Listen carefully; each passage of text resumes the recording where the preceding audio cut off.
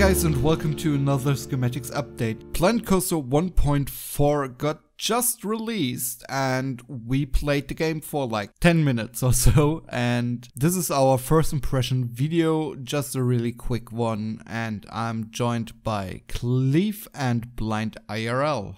Hey guys. What's up, dude? Hello. So the first topic, and that is the most important one, isn't important at all anymore because Frontier just released an hotfix 1.4.1 that fixed the issue that you can't load your parks anymore, and some people seem to have issues loading parks as sandbox, and some had the issue to load up parks as scenarios or in the scenario editor, but that seems to be fixed right now. And if you have still issues with that, please comment under the video, and even better on the forum. So let's move on to the next one. So we got the barriers in the curbs, which is something that we've been asking for a really long time, and that's awesome. The barriers look sort of just like the modular rope sets that you can like hook and unhook. They have like this giant cord of like, you know, rope inside it that you spool out, and that's cool. They look very authentic and stuff. But I'm wondering why we didn't just get a checkbox on the existing fences in the game to turn them into barriers as well. Because a lot of times we're going to want to use a fence as a fence, and now we have this barrier that sticks through it. We're still going to end up sinking it or using the planter technique anyway. So if we could just get some sort of way to make other things barriers, that'd be great. That'd be great for design, you know. An item that just makes other items invisible. So, you know, someone brought that up in my chat the other day as well, and yeah, I think a lot of people are thinking about something like that. Yeah, just like an option that you can click on any object that just boop makes it pop out of existence but still exists within the game world. I wonder if they could do that. Yeah, and then you change your park and you're basically screwed because you can't select it anymore. Or forgot where you put it. Yeah, no, I don't want to have that. Maybe when you're editing the building, it just shows a wireframe. Yeah, there would have to be a workaround for when you're editing the building that contains that object, and they can only be within buildings. Because everything kind of gets like a funky little outline anyway. Right. When you're editing, so it would still show the outline, I would assume. It could just be like, you know, sort of transparent, where you can click on it. But yeah, I don't know. It's something to think about. Certainly something to think about. Regardless, just putting the idea out there, yeah. Yeah, I think if we could just get to the point where we can just make the fences that are already in the game function as barriers, I think that's definitely a step one. Although you might get some really weird effects if you're using fences for roofs, for example, like I do. Well, if it's a toggle, then you just turn it off. I mean, yeah, I think it would default to off, but then you could turn it on if you want to. True that, yeah. Okay, so next topic we have here is one of mine. Hello. And we have 4 meters on all coasters with limits turned off. God bless. Yeah. I had no faith that they would actually do this. I was genuinely convinced because like whenever I mentioned it to anybody, like even Bo seemed cagey on the topic, like it seemed from reading responses on Reddit, it looked like that wasn't going to get changed, or like it was going to get reduced, but we weren't going to get the 4 meters on all coasters. And it, according to Adfo, we do, at least at time of recording. So hopefully they don't change that. Please don't change that. Because that's fantastic. Surprise! It's a bug. We fixed it. Oh no! That would make me so sad. It does not work with the log flume though. It's only coasters. Yeah. I know people are wondering that. Yeah, it's only coasters, so 12 meters is the smallest piece for log flume. No, it's only coasters. Well, it works for the track ride as well. Wait, yeah. At least, I mean, if I recall correctly, I saw it on some Discord that it doesn't work for all of them, but if you change the car on the track ride to the ones that work, it works. Does that make sense? Yes. Can you then change it back? Yeah, you can. Sure, you can change it back. Yeah, then you build the ride and then change it back. That seems like it's not working as intended, but okay. Yeah. Because I do remember them confirming that it's only going to work on the roller coasters and not on the tracked or water rides. Don't fix it, please. Okay. That was a quick one. The next one is me basically complaining about the pre-made drops into water for the water coaster because they are pre-made. So yeah, no, don't do this, please. I mean, I kind of expected this. Me too, totally. I'm not surprised at all. Yeah. Like, obviously more freedom is good, and it's my main issue, but I think in this case we'll work around it. I mean, I haven't seen them in game yet. I've just seen their videos, and it's It's ugly. So I don't really have any like legitimate statements on it, because I just kind of loaded the game and then everything crashed. Then I was like, well, here we go. So just to be completely clear, but I think, like, you know, I dropped it in oh, there we go. Yeah, I'm looking at it right now in the game. Yeah, it kind of looks exactly what I was expecting it to look like. I mean, and there are more ugly things. So you can't really make an elegant drop with a splashdown, it looks like. Exactly. I mean, you can only make an elegant drop if you use the angles they want you to use. Right. Yeah. Here's a second picture. Yeah, no kidding. Yeah, that's what I'm looking at right now. I don't know how else they would do it. I'm not gonna lie. Like, I looking at this, I have zero idea how else they would do it. Yeah. So it sucks. They could allow you to possibly enable the splashdown like geometry on flat track, so you could make your drop and then add in the splashdown like later on a straightaway. Oh yeah, true. Just like a brake run. Yeah. Sorry, I shouldn't browse through Discords while recording, because I'm on the Discord right now. Don't name names. Seeing a little bin GIF on fire, a truck on fire running down the road. I see a lot of things being on fire. Adfo's gonna name names, and we're gonna get in trouble here. No, I won't name names. Just say cheers to just to consider that a little shout out to the rest of the community. Cheers, guys. You made Adfo laugh. So yeah, we're not super duper enthusiastic about the water coaster. Let's put it that way. Yeah. The Zenith Coaster seems to be a similar situation. Again, I haven't opened it, but the large piece for the Zenith Coaster is apparently also pre-made. But one thing that I think we figured out is that with limits turned off, we should just be able to rebuild it ourselves.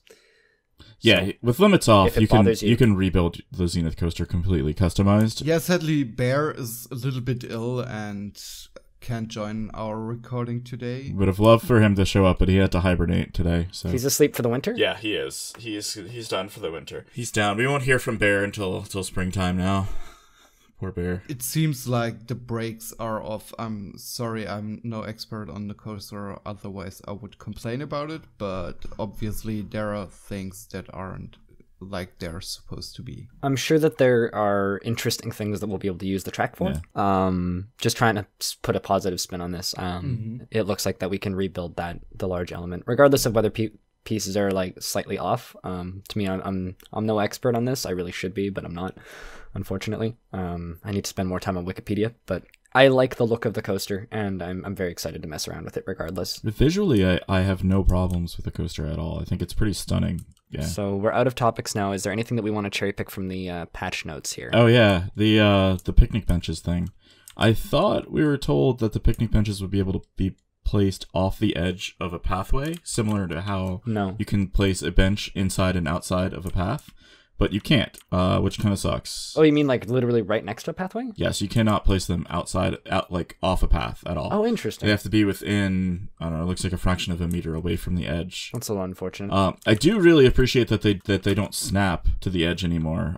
I kind of wish we could get that snapping on a toggle for placing benches too, because sometimes I want to like precisely place a bench a little bit far away from or maybe perpendicular to the edge. Yeah, if you're getting too close to the edge, it snaps, which kind of sucks. Yeah, I think that'd be cool, but a little bit of a devil's advocate here. I have I was always under the impression that you were just meant to make natural paths and place them on those areas. Yeah, you can certainly do that, but yeah, I kind of had built a bunch of places in my park where I was going to place them off the like 1 meter off the path, just like you could do with the benches, and I can't do that, so now I'm kind of sad face. One thing I want to cherry pick out of the UI is when you're building an item, they've changed it so that instead of when you duplicate an item, and then delete the duplicated item, so don't place it.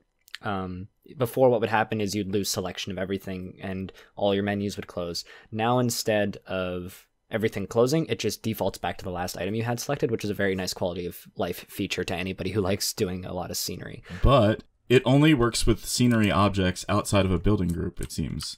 So if you're inside a building group, like you select a gridded piece and hit R and then go into editing, you can't multi-select scenery objects within that and then cancel your selection and get back to your previous selection. It only works if you select one piece outside of a building and just try to duplicate that one thing. So if you have one rock and you want to duplicate your rock, that's great.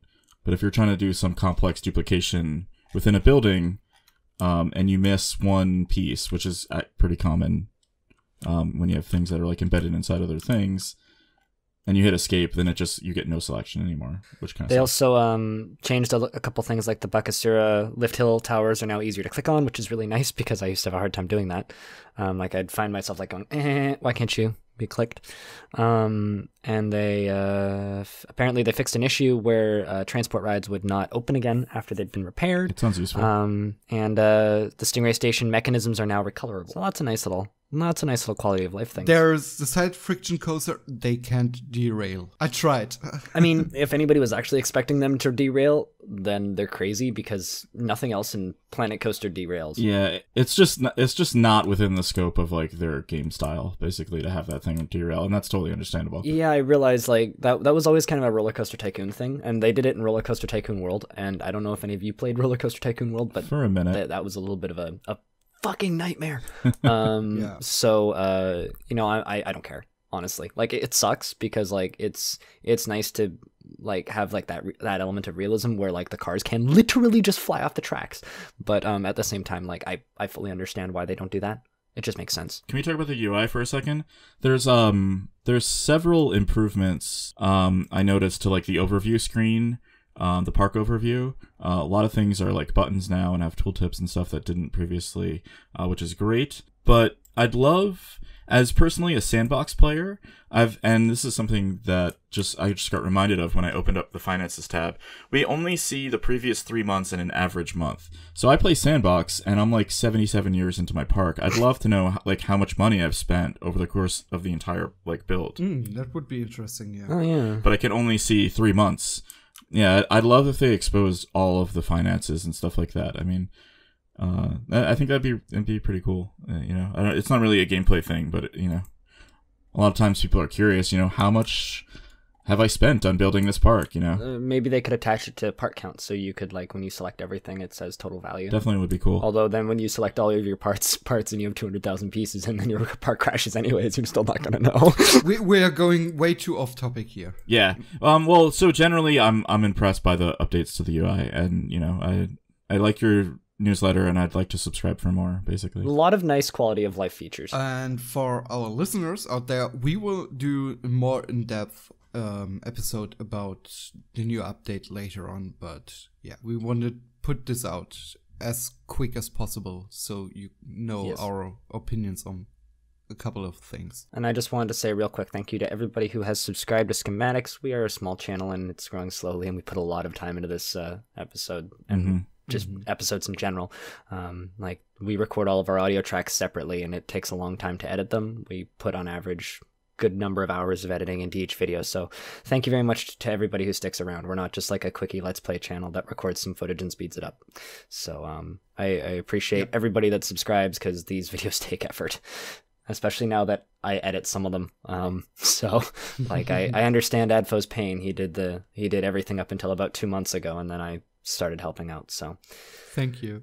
Yeah, thanks to everybody who sticks around and watches Schematics. And Adfo, I think you can take us out here. Thanks for watching, everybody, and listening. And if you have comments, suggestions, whatever it is, as usual, put it down in the comment section down below, because that's what it's for. And I'm not saying this twice this time.